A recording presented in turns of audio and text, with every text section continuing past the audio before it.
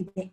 ಹೇಗೆಂದರೆ ಸತ್ತ, ದ್ರವ್ಯತ್ವ, ಗುಣತ್ವ, ಕರ್ಮತ್ವ, ಪೃಥ್ವಿತ್ವ, ಜಲತ್ವ ಮುಂತಾದ ಸಾಮಾನ್ಯಗಳು ಹೊರಗಿನ ಪದಾರ್ಥಗಳಲ್ಲಿ ನಿಜವಾಗಿಯೂ ಸೇರಿಕೊಂಡಿರುವುದೆಂಬುದಕ್ಕೆ ನಮಗೆ ಯಾವ ಅನುಭವದ ಆಧಾರವಿದೆ?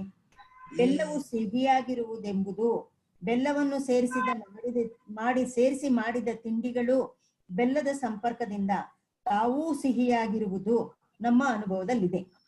ಆದರೆ ಘಟತ್ವವೆಂಬ ಸಾಮಾನ್ಯವು ಗಡಿಗೆಗಳನ್ನು ಬಿಟ್ಟು ಬೇರೆ ಇರುವುದನ್ನಾಗಲಿ, ಅದು ಗಡಿಗೆಯೊಳಕ್ಕೆ ಬಂದು ಸೇರಿಕೊಂಡು ಅದನ್ನು ಆಮೇಲೆ ಗಡಿಗೆ ಎನಿಸಿದ್ದನ್ನಾಗಲಿ ನಾವು ಎಂದೂ ಕಂಡಿರುವುದಿಲ್ಲ. ಗಡಿಗೆಯುಂಟಾಗುವ ಮೊದಲು ಘಟತ್ವವು ಎಲ್ಲಿದ್ದಿತ್ತು ಎಂದು ವಿಚಾರ ಮಾಡಿದರೆ ಅದಕ್ಕೆ ಸ್ಥಳವೇ ಸಿಕ್ಕುವಂತಿಲ್ಲ. ಗಡಿಗೆಯಲ್ಲಿ ಘಟತ್ವವು ಸೇರಿಕೊಂಡ ಮೇಲೆಯೇ ಅದು ಗಡಿಗೆ ಎನ್ನಿಸಿಕೊಳ್ಳಬೇಕಾದ್ದರಿಂದ ಅದು ಮೊದಲೇ ಗಡಿಗೆಯಲ್ಲಿತ್ತೆಂದು ಭಾವಿಸುವುದಕ್ಕೆಡೆ ಇಲ್ಲ. ಇನ್ನು ಗಡಿಗೆ ಎಲ್ಲದರಲ್ಲಿ ಅದು ಇತ್ತೆನ್ನುವುದಂತೂ ಅತ್ಯಂತ ವಿರುದ್ಧವಾದ ಮಾತಾಗುವುದು. ಹೀಗೆಯೇ ಘಟತ್ವವು ಗಡಿಗೆಯು ಹುಟ್ಟುವ ಸ್ಥಳದಲ್ಲಿಯೇ ಇದ್ದಿತೋ ಮತ್ತೆಲ್ಲಿಂದಲಾದರೂ ಬಂದಿತೋ ಎಂದರೆ ಇದಕ್ಕೂ ಸರಿಯಾದ ಉತ್ತರವಿಲ್ಲ. ಏಕೆಂದರೆ ಅಲ್ಲಿಯೇ ಇದ್ದಿತೆಂದರೆ ಆ ಸ್ಥಳವನ್ನು ಜನರು ಗಡಿಗೆ ಎಂದು ಮೊದಲೇ ತಿಳಿಯಬೇಕಾಗಿತ್ತು ಎಂಬ ಶಂಕೆಯು ಎದ್ದುಕೊಳ್ಳುತ್ತದೆ. ಅದು ಮತ್ತೊಂದು ಕಡೆಯಿಂದ ಬಂದಿತೆಂದರೆ ಸಾಮಾನ್ಯವು ದ್ರವ್ಯದಂತೆ ಕ್ರಿಯೆಯುಳ್ಳದ್ದೆಂದಾಗುತ್ತದೆ. ಇನ್ನೂ ಒಂದು ಪ್ರಶ್ನೆ, ಸಾಮಾನ್ಯವು ಒಂದೊಂದು ವ್ಯಕ್ತಿಯಲ್ಲಿಯೂ ಪೂರ್ಣವಾಗಿರುವುದೋ, ಒಂದೊಂದು ವ್ಯಕ್ತಿಯಲ್ಲಿ ಒಂದಿಷ್ಟಿಷ್ಟಾಗಿ ಹಂಚಿಕೊಂಡಿರುವುದೋ, ಒಂದರಲ್ಲಿಯೇ ಅದು ಪೂರ ಇದ್ದು ಬಿಟ್ಟರೆ ಇನ್ನೊಂದು ವ್ಯಕ್ತಿಯಲ್ಲಿ ತೋರಿಕೊಳ್ಳಬಾರದು. ಎಲ್ಲ ವ್ಯಕ್ತಿಗಳಲ್ಲಿಯೂ ಭಾಗವಾಗಿರುವುದೆಂದರೆ ಅದಕ್ಕೂ ಅವಯವಗಳಿರುವುದೆಂದಾಗಿ ಅದು ಅನಿತ್ಯವಾಗಿ ಬಿಡುತ್ತದೆ. ಆದ್ದರಿಂದ ಗಡಿಗೆಗಳಲ್ಲಿ ಘಟತ್ವ, ಪೃಥ್ವಿತ್ವ, ದ್ರವ್ಯತ್ವ ಮುಂತಾಗಿ ಸಾಮಾನ್ಯಗಳು ಇರುವವೆಂಬ ತಿಳುವಳಿಕೆಗೆ ಯಾವ ಅನುಭವದ ಅಥವಾ ಯುಕ್ತಿಯ ಬೆಂಬಲವೂ ಇಲ್ಲವೆಂದು ಹೇಳಬೇಕಾಗುತ್ತದೆ. ಆದರೂ ಪ್ರಪಂಚವು ಸಾಮಾನ್ಯ ವಿಶೇಷ ರೂಪಗಳಿಂದ ಕೂಡಿರುವುದೆಂದು ನಮ್ಮ ಬುದ್ಧಿಯು ಹೇಳುತ್ತಲೇ ಇರುತ್ತದೆ.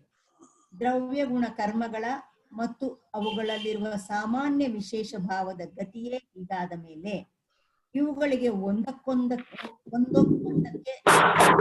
ಎಂಬ ಅಭಿಪ್ರಾಯಕ್ಕೆ ಇನ್ನೆಷ್ಟು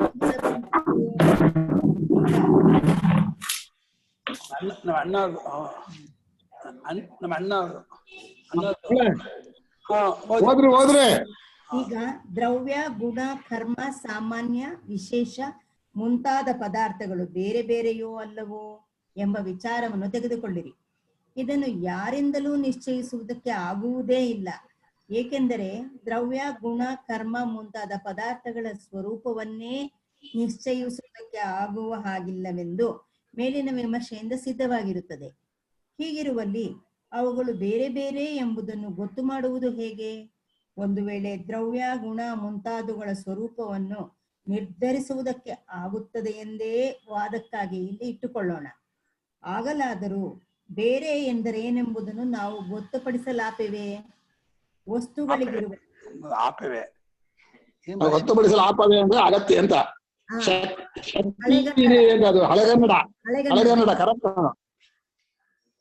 ವಸ್ತುಗಳಿಗಿರುವ ಪರಸ್ಪರವೆಂಬುದು ಅವುಗಳಲ್ಲಿರುವ ಒಂದು ಧರ್ಮವೇ ಅಥವಾ ಅವುಗಳ ಸ್ವರೂಪವೇ? ಎರಡೂ ಸಂದರ್ಭಗಳಲ್ಲಿಯೂ ವಸ್ತುವನ್ನು ನೋಡಿದ ಮಾತ್ರದಿಂದ ನಮಗೆ ಇಂತಿಂತ ಪದಾರ್ಥಗಳೆಲ್ಲಕ್ಕಿಂತ ಬೇರೆ ಇದೆಂದು ನಮಗೆ ಗೊತ್ತಾಗಬೇಕು. ಆದರೆ ಅನುಭವದಲ್ಲಿ ಹಾಗಿಲ್ಲ. ಈ ವಾಕ್ಯ ಅರ್ಥ ಆಗಲ್ಲ. ಭೇದ ಅನ್ನೋದು ವಸ್ತು ನೋಡಿದಾಗ ವಸ್ತುವಿನಲ್ಲೇ ಇರುತ್ತೋ ಅಥವಾ ಭೇದ ವಸ್ತುವಿಗಿಂತ ಬೇರೆ ಇರುತ್ತೋ? ಭೇದ ಅನ್ನೋದು ಗೊತ್ತಾದ್ರೆ ಒಂದು ವಸ್ತು ಗೊತ್ತಾದ ಕೂಡಲೇ ಇಷ್ಟು ವಸ್ತುಗಳಿಗಿಂತ ಬೇರೆ ಏನ್ ಗೊತ್ತಾಗಬೇಕು? ಅಷ್ಟು ವಸ್ತುಗಳಿಗಿಂತ ಬೇರೆ ಅಂತ ಎಲ್ಲಿ ಗೊತ್ತಾಗತ್ತೆ? ಆಗೋದೇ ಇಲ್ಲ. ಆ ವಸ್ತು ಗೊತ್ತಾಗತ್ತೆ ಹೊರತು ಎಲ್ಲಾ ವಸ್ತುಗಳಿಗಿಂತ ಅದಕ್ಕಿಂತ ಏನ್ ಹೇಳ್ಬೋದು? ಅದಕ್ಕಿಂತ ಬೇರೆ ಆದದ್ದಕ್ಕೆಲ್ಲಕ್ಕಿಂತ ಬೇರೆ ಇದು ಅಂತ ಹೇಳ್ಬೇಕು. ಡಬಲ್ ಲೈ ಹಾಕ್ಬೇಕಂತ. ಆದ್ರಿಂದ ಈ ಭೇದ ಅನ್ನೋದು ವಸ್ತುನಿಷ್ಠವೋ ಅಥವಾ ಹೊರಗಡೆ ಇದೆಯೋ ಅದು ಗೊತ್ತಾಗಲ್ಲ. ಬಹಳ ಕಷ್ಟ. ಬರೀ ತರ್ಕವೇ, ಬುದ್ಧಿಯ ಕಲ್ಪನೆ ಅಲ್ಲ. ಭೇದವು ಈಗ ಮೊದಲು ಅವ್ರೇನ್ ಹೇಳಿದ್ರು? ಸ್ವರೂಪ ದ್ರವ್ಯ ಅಂದ್ರೇನು, ಗುಣ ಅಂದ್ರೇನು, ಕರ್ಮ ಅಂದ್ರೇನು ಸ್ವರೂಪ ಗೊತ್ತಾಗಲ್ಲ. ಸ್ವರೂಪವೇ ಗೊತ್ತಾಗದೆ ಹೋದ್ಮೇಲೆ ಅವುಗಳು ಬೇರೆ ಬೇರೆ ಗೊತ್ತು ಮಾಡೋದು ಹೇಗೆ ಅಂತ ಒಂದು ಪ್ರಶ್ನೆ ಮಾಡಿ. ವಾದಕ್ಕೋಸ್ಕರ ಬೇಕಾದ್ರೆ ಸ್ವರೂಪ ಗೊತ್ತಾಗಿದೆ ಅಂತ ಇಟ್ಕೊಂಡ್ರು, ಬೇರೆ ಬೇರೆ ಅನ್ನೋದು ಗೊತ್ತಾಗ್ಬೇಕಾದ್ರೆ ಆ ಭೇದ ಇದೆಯಲ್ಲ, ಅದು ಭೇದ ವಸ್ತು ಧರ್ಮವೋ ಬೇರೆಯೋ ಅಂತ ಗೊತ್ತಾಗ್ಬೇಕು. ಆ ಭೇದ ವಸ್ತುವಿನಲ್ಲಿ ಇಲ್ಲ ಅಂತ ಆದ್ರೆ ಅದು ಬೇರೆ, ಮತ್ತೆ ಅದಕ್ಕೆ ಪ್ರಮಾಣ ಕೊಡ್ಬೇಕು. ವಸ್ತುವಿನಲ್ಲೇ ಇದ್ದಿದ್ದರೆ ಒಂದು ವಸ್ತು ನೋಡಿದ್ರೆ ಅದು ಯಾವ ಯಾವ್ದಕ್ಕಿಂತ ಬೇರೆ ಅನ್ನೋದು ಗೊತ್ತಾಗ್ಬೇಕು. ಅದು ಗೊತ್ತಾಗೋದೇ ಇಲ್ಲ. ಇದೆಲ್ಲ ಈ ಅನುಭವದ ರಗಳ ಇದೆ. ಇದೂ ಅಲ್ಲದೆ ಭೇದವೆಂಬುದು ಧರ್ಮವಾದರೆ ಧರ್ಮಿಯಾದ ಪದಾರ್ಥಕ್ಕಿಂತ ಧರ್ಮವಾದ ಭೇದವು ಬೇರೆಯೇ ಅಲ್ಲವೇ? ಧರ್ಮವಾದ್ರೆ ಗುಣವಾದ್ರೆ, ಭೇದ ಅನ್ನೋದು ಒಂದು ಗುಣವಾದ್ರೆ ಹಾಗೆ ಇರುವ ಕೆಂಪು ಅನ್ನೋದು ಗುಲಾಬಿಯಲ್ಲಿ ಗುಣವೋ ಹಾಗೆ ಭೇದ ಅನ್ನೋದು ಒಂದು ಪರಿಚ್ಛಿನ್ನತೆ ಅನ್ನೋದು ಗುಣವಾದ್ರೆ ಅದು ಆ ಯಾವ ದ್ರವ್ಯದಲ್ಲಿ ಇರಬೇಕೋ ಅದಕ್ಕಿಂತ ಬೇರೆನೋ ಅದರಲ್ಲೇ ಇದೆಯೋ ಈ ಪ್ರಶ್ನೆ. ಬೇರೆಯಲ್ಲದಿದ್ದರೆ ಧರ್ಮಧರ್ಮಿ ಭಾವವಿರಲಾರದು. ಬೇರೆಯಾಗಿದ್ದರೆ ಧರ್ಮ ಬೇರೆ ಎಂದು ನಮಗೆ ತಿಳಿಯಪಡಿಸುವ ಭೇದವು ಯಾವುದು? ಆ ಭೇದವು ಪದಾರ್ಥದ ಧರ್ಮವೋ ಅಲ್ಲವೋ ಎಂದು ನಿಲುಗಡೆ ಇಲ್ಲದೆ ಪ್ರಶ್ನೆಗಳು ಹುಟ್ಟಿಕೊಳ್ಳುತ್ತವೆ. ಭೇದಗಳು ಅನಂತವಾಗುತ್ತವೆ. ಅಂತೂ ಭೇದದ ವಿಷಯಕ್ಕೆ ಬೇಕಾದಷ್ಟು ತೊಡಕುಗಳಿವೆ ಎಂದಾಯಿತು. ಆದರೂ ಭೇದವೆಂಬುದು ನಿಜವಾಗಿ ಪ್ರಪಂಚದಲ್ಲಿದೆ ಎಂದೇ ನಮ್ಮ ಬುದ್ಧಿಯು ಪಟ್ಟು ಹಿಡಿದುಕೊಂಡಿರುತ್ತದೆ. ಎಚ್ಚರದಲ್ಲಿ ಕಾಣುವ ಅನಿರ್ಧಾರಿತ ಸ್ವರೂಪದ ನಾಮರೂಪವೆಲ್ಲವೂ ನಿಜವಾಗಿ ಬರಿಯ ಇರವೇ.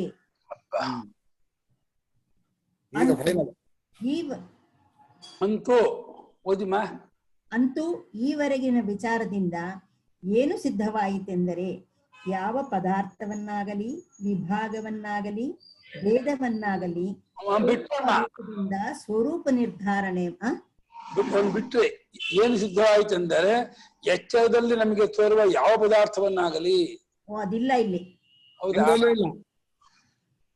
ನಮ್ದು ಹೊಸ ಪುಸ್ತಕದಲ್ಲಿ ಇಲ್ಲ.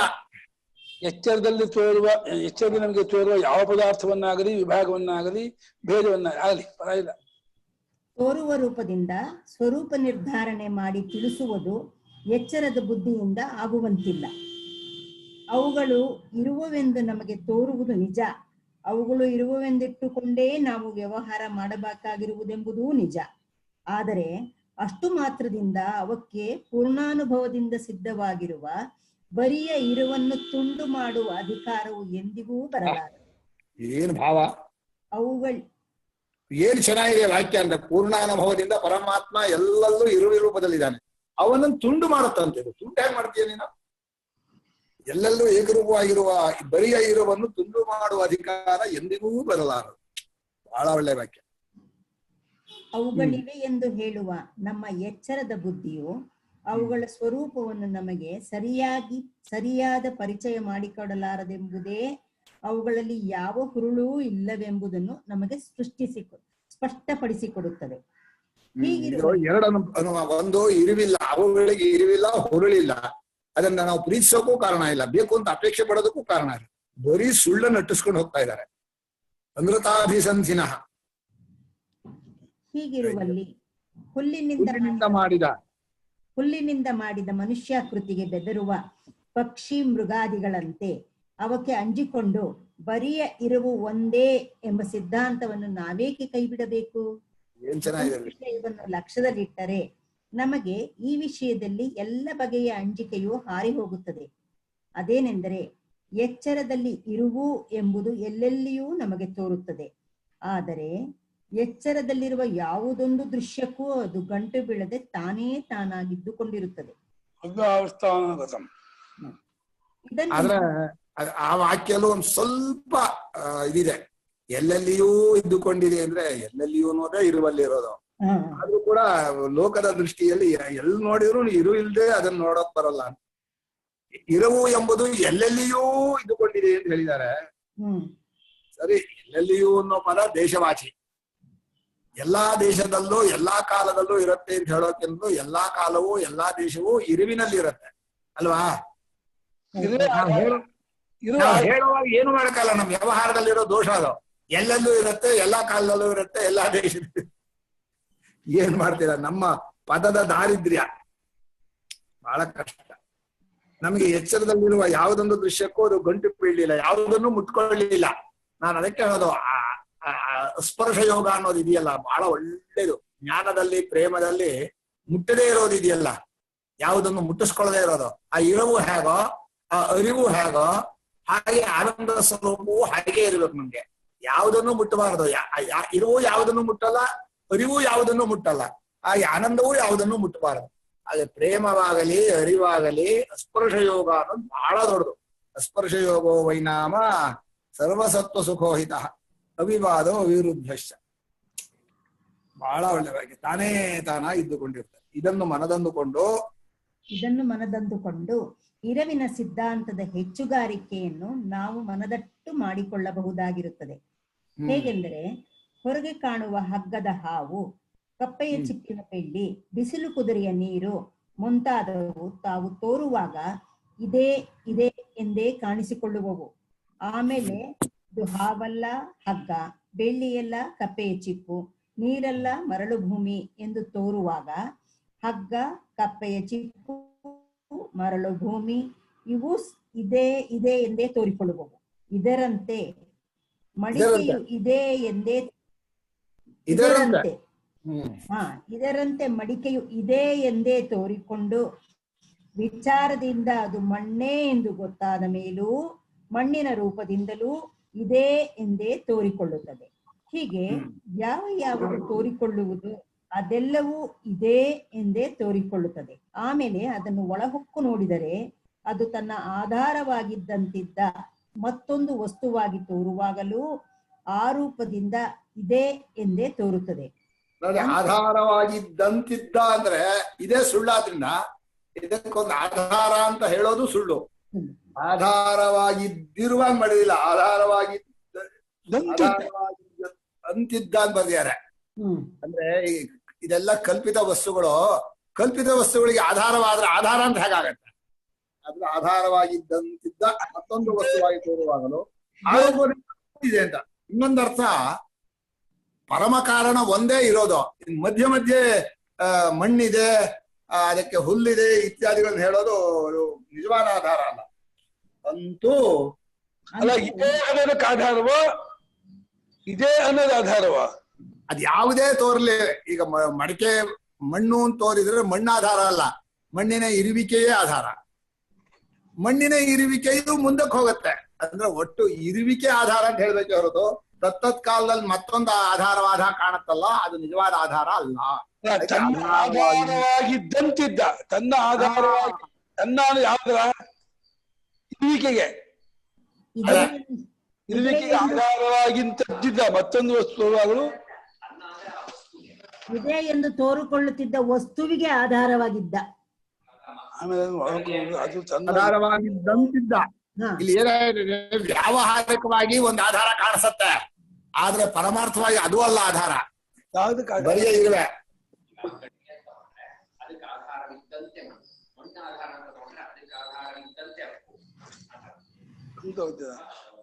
ಅದಲ್ಲ, ಆಮೇಲೆ ಕಾನೂನು ಆಧಾರ ಅಂತ ಇದಾರ.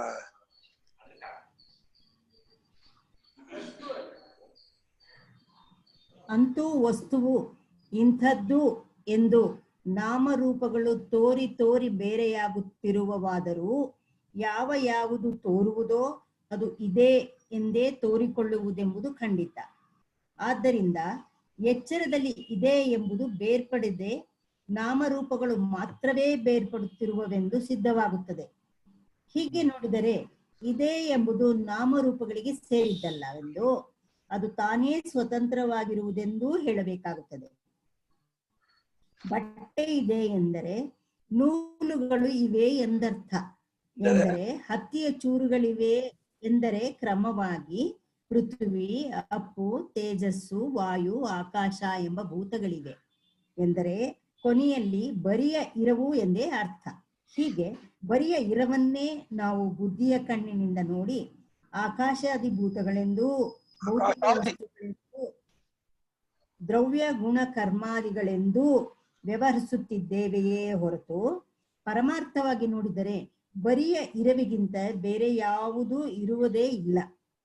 ಇದುವರೆಗೆ ನಾವು ವಿಚಾರಕ್ಕೆ ಅರಿಯುವುದಕ್ಕೆ ವಿಷಯವಾಗಿರುವ ಪ್ರಮೇಯ ರಾಶಿಯನ್ನು ಮುಖ್ಯವಾಗಿ ತೆಗೆದುಕೊಂಡು ಅದರಲ್ಲಿ ತೋರುವ ನಾಮರೂಪಗಳು ನಿಜವಾಗಿ ಬರಿಯ ಇರವೇ ಆಗಿರುವುದೆಂಬುದನ್ನು ಯುಕ್ತಿಯಿಂದ ಸಾಧಿಸಿರುತ್ತೇವೆ.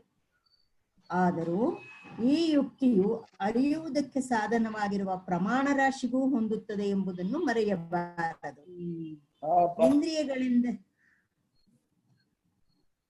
ಇಂದ್ರಿಯಗಳೆಂದರೇನು? ಅಲ್ಲ ಗುರುಗಳೇನೋ ಹೇಳ್ದಂಗಾಯ್ತು ಎರಡು ಸತಿ. ಇಂದ್ರಿಯಗಳೆಂದರೇನು, ಮನಸ್ಸೆಂದರೇನು, ಬುದ್ಧಿ ಎಂದರೇನು ಎಂದು ಕೇಳಿದರೆ ಸರಿಯಾದ ಉತ್ತರವು ಸಿಕ್ಕುವುದಿಲ್ಲ. ಇವುಗಳಲ್ಲಿ ಒಂದಕ್ಕಿಂತ ಮತ್ತೊಂದರ ವಿಭಾಗವು ಭೇದವು ಹೇಗೆ ಏರ್ಪಟ್ಟಿತು ಎಂಬ ಪ್ರಶ್ನೆಗೂ ಉತ್ತರವೂ ಸಿಕ್ಕುವಂತಿಲ್ಲ. ವಿಶೇಷ ಏನಪ್ಪಾ ಅಂದ್ರೆ, ಒಂದು ವಿಶೇಷ ಇದೆ. ಹೊರಗಿನ ವಸ್ತುಗಳಿಗೆ ಇಂದ್ರಿಯಗಳನ್ನು ಪ್ರಮಾಣ ಒಪ್ಕೊಂಡು ಅವುಗಳ ಇರುವಿಕೆಯನ್ನು ಕಲ್ಪಿತವಾಗಿ ಒಪ್ಕೊಂಡಿರ್ತೀವಿ. ಬರಿಯ ಇಂದ್ರಿಯಗಳಿಗೂ ಮನಸ್ಸುಗಳಿಗೂ ಮತ್ತೊಂದು ಪ್ರಮಾಣದಲ್ಲಿರೋ ಇರುವಿಕೆಯನ್ನೇ ನೋಡೋಕ್ಕಾಗಲ್ಲ. ಇದೆ ಅಂತ ಅದಕ್ಕೆ ಅನ್ಸೋಗಲ್ಲ. ಇಲ್ಲ, ಆ ಹೊರಗಿನ ಭೂತಗಳ ಜೊತೆ ಸೇರಿಸ್ಬೇಕು. ಇಂದ್ರಿಯಗಳು, ಮನಸ್ಸು, ದೇಹ ಎಲ್ಲ ಪಂಚಭೂತಗಳದ್ದೇ ಅಂತ. ಆವಾಗ ಇದಕ್ಕೆ ಮತ್ತೊಂದು ಪ್ರಮಾಣ, ಇಂದ್ರಿಯಕ್ಕೆ ಇನ್ನೊಂದು ಇಂದ್ರಿಯ, ಇನ್ನೊಂದಕ್ಕೆ ಮನಸ್ಸಿಗೆ ಮತ್ತೊಂದು ಮನಸ್ಸು ಸಿಗೋದಿಲ್ಲ. ಹೀಗಾಗಿ ಇಂದ್ರಿಯಗಳ ಅಸ್ತಿತ್ವ ಹೊರಗಿನ ಪ್ರಪಂಚದ ಅಸ್ತಿತ್ವಕ್ಕಿಂತ ಕಷ್ಟ ಇದೆ ಅಂತ ತೋರಿಸೋದು. ಆದರೂ ಅವುಗಳು ಇವೆ ಅಂತ ಅನ್ಬೇಕಾದ್ರೆ ಅವುಗಳಲ್ಲಿರುವ ನಾನು ಅನ್ನೋ ಬುದ್ಧಿನೇ ಸ್ವತಃ ಸಿದ್ಧತೆ ಮಾಡ್ಕೊಟ್ಬಿಟ್ಟಿದೆ. ಪ್ರಮಾಣಾತೀತವಾಗಿ ಇಂದ್ರಿಯಗಳಿವೆ, ದೇಹ ಇದೆ, ಮನಸ್ಸಿದೆ ಅನ್ನೋದಕ್ಕೆ ಕಾರಣ ಏನು ಅಂದ್ರೆ, ನಾವು ಅದನ್ನ ತಾದಾತ್ಮ್ಯತೆಯಿಂದ ನಮ್ಮ ಅರಿವಿನ ಜೊತೆ ಬೆರೆಸ್ಕೊಂಡು ಅದೇ ನಾವು ಮಾಡ್ಕೊಂಡಿರೋದ್ರಿಂದ ಅದು ಸ್ವತಃ ಸಿದ್ಧ. ಅದಕ್ಕೆ ಪ್ರಮಾಣ ಬೇಕಿಲ್ಲ ಅಂತ ಮಾಡ್ಕೊಂಡ್ಬಿಟ್ಟಿದ್ದಾರೆ. ಆದ್ರಿಂದ ಗುರುಗಳವರು ಇಲ್ಲಿ ಒಂದು ಪ್ರಶ್ನೆ ಹಾಕಿದ್ದಾರೆ. ಪ್ರಮಾಣಗಳು, ಇಂದ್ರಿಯ, ಮನಸ್ಸು ಇವುಗಳು ಯಾವುದು, ಹಾಗಂದ್ರೆ ಏನು, ಅದು ಯಾವುದರಿಂದ ಸಿದ್ಧವಾಗತ್ತೆ, ಪ್ರಮಾಣಗಳ ಪ್ರಮಾಣತ್ವ ಹೇಗೆ, ಎಲ್ಲಿಂದ ಬಂತು, ಯಾವುದಕ್ಕೂ ಉತ್ತರ ಇಲ್ಲ. ಕೊನೆಯ ಉತ್ತರ ಏನು ಅಂದ್ರೆ ತಪ್ಪು ತಿಳುವಳಿಕೆ. ತಪ್ಪಾದ ತಿಳುವಳಿಕೆ ಯುಕ್ತಿ ಬೇಕಿಲ್ಲ, ತಪ್ಪಾದ ತಿಳುವಳಿಕೆ ಉತ್ತರನೂ ಕೊಡ್ಬೇಕಾಗಿಲ್ಲ. ಆದ್ರಿಂದ ತಪ್ಪು ತಿಳುವಳಿಕೆಯಿಂದ ಇದೆ ಅಂತಲೂ ನಾವೇ ಅಂತಲೂ ಕಲ್ಪಿಸ್ಕೊಂಡಿದೀವಿ ಅಂತ ಒಂದು ಉತ್ತರ ಹೇಳ್ಬೇಕಾದ್ರೆ ನಮ್ಮ ಬುದ್ಧಿಯು ಪ್ರಮಾಣಗಳ ಪ್ರಮಾಣತ್ವವು ಹೇಗೆ ಎಲ್ಲಿಂದ ಬಂದಿದೆ ಎಂಬ ಪ್ರಶ್ನೆ ಸಿಕ್ಕುವುದಿಲ್ಲ. ನಮ್ಮ ಬುದ್ಧಿಯು ತನಗೆ ಇದೆಲ್ಲ ತಿಳಿದಿದೆಯೆಂದೇ ಇಟ್ಟುಕೊಂಡಿರುವುದಾದರೂ ಒಂದೊಂದು ವಿಷಯವನ್ನು ವಿಂಗಡಿಸಿ ಅದನ್ನು ಕುರಿತು ಯಾವುದಾದರೊಂದು ಪ್ರಶ್ನೆಯನ್ನು ಹಾಕಿದರೆ ಅದು ಖಚಿತವಾಗಿ ಉತ್ತರವನ್ನು ಕೊಡಲಾರದು. ಹಾಗೆ ಎಂದು ಒಂದು ಸಲ, ಹಾಗಲ್ಲ ಹೀಗೆ ಎಂದು ಒಂದು ಸಲ ಉತ್ತರ ಉಯ್ಯಾಲೆಯಾಡುತ್ತಿರುವುದು. ಹೀಗೆ ಪ್ರಮಾಣ ರಾಶಿಯ ವಿಷಯದಲ್ಲಿಯೂ ಅವುಗಳಲ್ಲಿ ಕಾಣಬರುವ ವಿಭಾಗದ ಮತ್ತು ಭೇದದ ವಿಷಯಗಳಲ್ಲಿಯೂ ನಮಗೆ ನಿಶ್ಚಯವು ಉಂಟಾಗುವಂತಿಲ್ಲವಾದರೂ ಇವೆಲ್ಲವೂ ನಿಶ್ಚಯವಾಗಿ ಇರುವವೆಂದೇ ನಮ್ಮ ಬುದ್ಧಿಯು ಸಾರುತ್ತಿರುವುದು. ನಾನೆಂಬ ಪ್ರಮಾತೃ, ಮನಸ್ಸು, ಇಂದ್ರಿಯಗಳೆಂಬ ಪ್ರಮಾಣ, ಇವಕ್ಕೆ ವಿಷಯವಾಗಿರುವುದೆಂಬ ಪ್ರಮೇಯ, ಇದೆಲ್ಲದರ ವಿಷಯಕ್ಕೂ ವಿಚಾರ ಮಾಡಿದ ಹಾಗೆಲ್ಲ ನಮಗೆ ನಿಲುಗಡೆ ಇಲ್ಲದ ಸಂಶಯಗಳು ತಲೆದೋರುತ್ತಲೇ ಬರುವವು. ಆದರೂ ಇವೆಲ್ಲವೂ ನಾಮರೂಪಗಳಾಗಿರುವುದೆಂದು, ಇವುಗಳಲ್ಲಿ ಇರವೆಂಬ ಧರ್ಮವಿರುವುದೆಂದು ನಾವು ಹೇಗೋ ನಿಶ್ಚಯಿಸಿಕೊಂಡು ಬಿಟ್ಟಿರುತ್ತೇವೆ. ಆದ್ದರಿಂದ ಕಡೆಯ ತೀರ್ಪೇನಾಯಿತು? ಬರಿಯ ಇರವೇ ಪರಮಾರ್ಥವು. ಅದು ನಾಮರೂಪಗಳಾಗಿಯೂ ಅವುಗಳಲ್ಲಿ ಸೇರಿಕೊಂಡಿರುವ ಇರುವೆಂಬ ಧರ್ಮವಾಗಿಯೂ ವಿಂಗಡಿಸಿಕೊಂಡು ಕಾಣಿಸುವುದು ಬರಿಯ ಮಾಯೆ, ಹುಸಿ ತೋರಿಕೆ. ಇಲ್ಲಿ ಬಂತು. ಅಯ್ಯೋ, ಗುರುಗಳು ನಮ್ಮ ಬುದ್ಧಿಗೆ ನಾವೇ ಪ್ರಶ್ನೆ ಹಾಕಿರೋದು. ಇಲ್ಲಿ ನಾವು ವಿಚಾರ ಮಾಡೋದು ನಮ್ಮ ಬುದ್ಧಿ, ನಮ್ಮ ಪ್ರೈವೇಟ್ ಸೆಕ್ರೆಟರಿ, ಅನುಭವ ರಾಜ. ಕೇಳ್ತಾರೆ, ಏನಯ್ಯ ಬುದ್ಧಿ, ಈ ಪ್ರಪಂಚದ ವಿಷಯದಲ್ಲಿ ಏನ್ ಮಾಹಿತಿ ಸಿಕ್ತು ಅಂತ. ಒಂದೊಂದ್ಸಲ ಒಂದೊಂದು ಹೇಳ್ತಾನೆ, ಪಾಪ ನೆಲೆ ಇಲ್ಲ. ಆದ್ರಿಂದ ನಮ್ಮ ಬುದ್ಧಿಗೆ ನಾವು ಪ್ರಶ್ನೆ ಹಾಕಿದ್ರೆ ಅಂತ ಹೇಳಿದ್ರೆ ಮತ್ತೊಬ್ಬರನ್ನ ಮೆಚ್ಚೋಕಲ್ಲ, ನಮಗೆ ಸರಿಯಾದ ತಿಳುವಳಿಕೆ ಬರೋಕ್ಕೋಸ್ಕರ ನಮ್ಮ ಬುದ್ಧಿಯ ನಾವು ಪ್ರಶ್ನೆ ಮಾಡ್ತೀವಿ. ಅದಕ್ಕೆ ಸ್ವಬುದ್ಧಿಯ ಪರೀಕ್ಷೆಯ ಹೊರತು ಮತ್ತೊಬ್ಬರ ಮೇಲೆ ಹಾಕೋ ಪ್ರಶ್ನೆ ಅಲ್ಲ ಇಲ್ಲಿ ಹಾಕಿರೋದು ಗುರುಗಳು. ಅದು ಪ್ರಪಂಚದ ಬಗ್ಗೆ ಆಗಲಿ, ಆ ಪ್ರಪಂಚದವರು ವಸ್ತುಗಳ ಬಗ್ಗೆ ಆಗಲಿ, ಅಲ್ಲಿರುವಂತಹ ಪ್ರಮಾಣಗಳ ಬಗ್ಗೆ ಆಗಲಿ ಏನೂ ಉತ್ತರ ಕೊಡಲ್ಲ. ಕೊನೆಯ ಉತ್ತರ ಇದೆ, ಅನುಭವ ಹೇಳೋದೇ ಉತ್ತರ. ಬರಿಯ ಇರುವೆ ಪರಮಾರ್ಥ, ಅದರಲ್ಲೇ ನಾಮರೂಪಗಳಲ್ಲಿ ಸೇರ್ಕೊಂಡಿದೆ. ಅದರಲ್ಲಿ ಇರುವುನು ಧರ್ಮ ಅಂತ ಮಾಡ್ಕೊಂಡಿದೀವಿ. ನಿಜವಾಗಿ ಇರುವುನು ಧರ್ಮವೂ ಅಲ್ಲ, ಧರ್ಮಿನೂ ಅಲ್ಲ. ಇರುವಿನ ಸ್ವರೂಪದಲ್ಲಿ ಇವುಗಳನ್ನೆಲ್ಲ ತೋರಿಸುವ ಹಾಗೆ ಮಾಡ್ಕೊಂಡಿರೋದು ಬುದ್ಧಿಯ ತಪ್ಪು. ಅದನ್ನ ಮಾಯೆ ಹುಸಿ ತೋರಿಕೆ ಅಂತ ಬರೆದಿದ್ದಾರೆ. ಹಳೆ ಬೀಡಿನ ಒಂದು ದೃಷ್ಟಾಂತ ಕೊಟ್ಟಾರ ಗುರು. ಹಳೆ ಬೀಡಿನ ಬಸದಿಯಲ್ಲಿರುವ ಕಲ್ಲು ಕಂಬಗಳ ಮೇಲೆ ನೀರೆರಚಿದಾಗ ಕೆಲವದರಲ್ಲಿ ನಮ್ಮ ಶರೀರವು 2 ಭಾಗವಾಗಿರುವಂತೆ ಹೊಳೆಯುವುದು. ಹಾಗೆಯೇ ಎಚ್ಚರದ ಬುದ್ಧಿ ಎಂಬ ದ್ವಾರದಿಂದ ನೋಡಿದಾಗ ಬರಿಯ ಇರುವು ಕವಲಾಗಿ ತೋರುತ್ತದೆ.